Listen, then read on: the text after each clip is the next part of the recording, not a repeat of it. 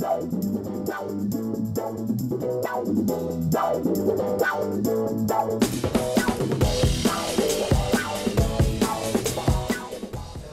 back, everybody. IGN Live from Comic-Con, presented by the all-new LG G4. I'm Damon, this is Joshua, and we're chatting with Geoff Johns, Chief Creative Officer at DC Comics. Hey, guys. Hey. I like that little intro with all the characters. It turned out well. Kind of a mashup with Marvel and DC. Yeah. Alliance. Worlds uniting. Best of both worlds, yeah. You, of course, you're a Chief Creative Officer. We're going to talk to you about your comic books. Cool. You had some big news today for your Justice League comic. I'm sure you can say it better than I can. Lay it on me. Oh, well, just in October, we're doing this thing called Gods and Men, where we're doing one-shots where what if some of the Justice League members became new gods. Cool. Yeah, it's going to be pretty cool. Like Batman's on the Mobius chair, which provides him with infinite knowledge about everything. So you can imagine the kind of questions he starts asking it. Sure. Which are pretty cool. And does that also include time travel? It includes everything. Includes everything. Yeah. So, and I think in the tease it was that he wants a crime-free Gotham. Yeah, it starts with crime-free Gotham, but it will extend elsewhere. It's almost like a mashup of like Minority Report, because he knows everything. So he knows when a crime's about to be committed, and he knows who committed a crime. So how do you deal with that knowledge? And if Batman has it, he thinks it's great, but how's he going to implement and execute the cleanup of Gotham with that? But it's all an examination about power and like how much power does it take for someone to become a god? Like where's that line? And what makes a god? Because it's not necessarily power, but the detachment from humanity that I think makes them a god, and we analyze that throughout this month. But through Darkseid War, a lot of changes happen with the Justice League members, and October is one of those big moments for us. And Wonder Woman, who's already a god, or she's just a demigod, so how does that work for her? Well, you'll see not every member gets affected, but Wonder Woman and Mr. Miracle are kind of the center focus for these two months while this happens, and Francis Manapul is going to draw the 2 issues of Justice League where that occurs, and I've been dying to work with him on Wonder Woman something, so this has been a great kind of reunion for us.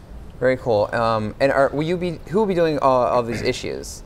We got a great lineup of writers and artists, but like Peter Tomasi's writing the Batman one. Okay, very good. Yeah, I mean, just great. Francis Manapul is actually going to write the Superman one and the Lex one, and we got Steve Orlando, Tom King, Rob Williams, like a lot of the great DC writers right now. Yeah, and it sounded like the Lex and Superman. It sounded like Lex is now vying to rule Apokolips. Is that right? Lex is channeling some dark side energy, shall we say? Okay. And yeah, maybe his ambitions are growing beyond Earth a little bit, and but like taking over Apokolips isn't easy, and but we'll see Lex try. Yeah, is Superman okay with Lex trying to have his own planet? Superman has issues of his own because he's dealing with a bunch of new power that we'll reveal in the next 2 issues. How he gets it and what it does to him, but he becomes kind of a god of strength, and it's not necessarily a great thing for him. Yeah, I know in your one-on-one panel you're saying you like the Hulk. Love the Hulk. Does this make Superman sort of like a Hulk, like he gets like rage by the strength? I wouldn't say totally like the Hulk. I do love the Hulk. I loved, if I had to write or could write one Marvel comic book, I should say, the Hulk would be it.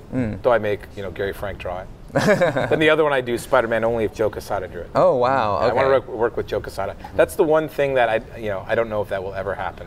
Okay, but I'd love to work with Joe Quesada. Cool. Well, maybe we'll ask him.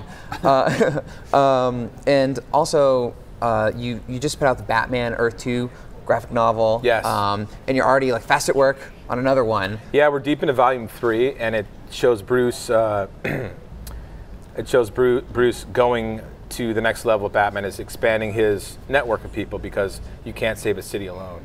And we really start to analyze that process for him and how does he go about, finding what is his Batcave, what is his Batmobile going to be, who are his allies going to be, and we are kind of doing a different take on an old villain and also introducing kind of a brand new character to the mythology, which is interesting. Very cool. That's very personally tied to this world, and Bruce, it'll surprise people.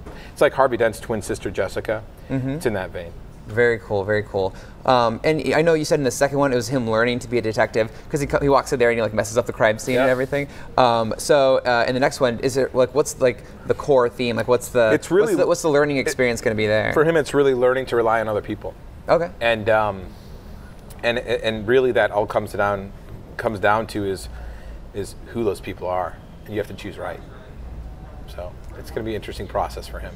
Cool, cool.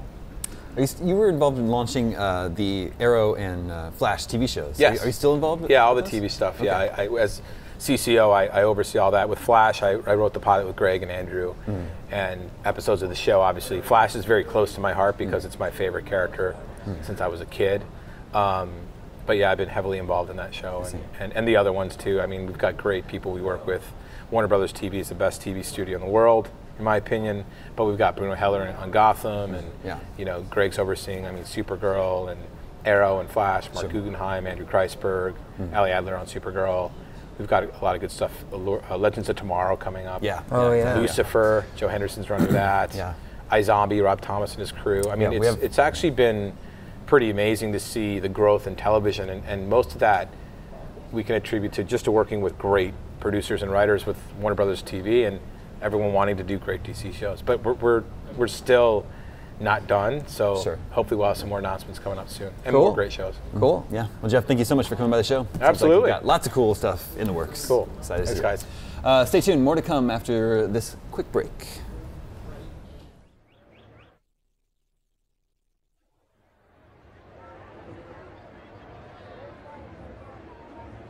IGN Live at Comic-Con is presented by the all-new LG G4. See the great, feel the great. And Marvel's Ant-Man, in theaters July 17th.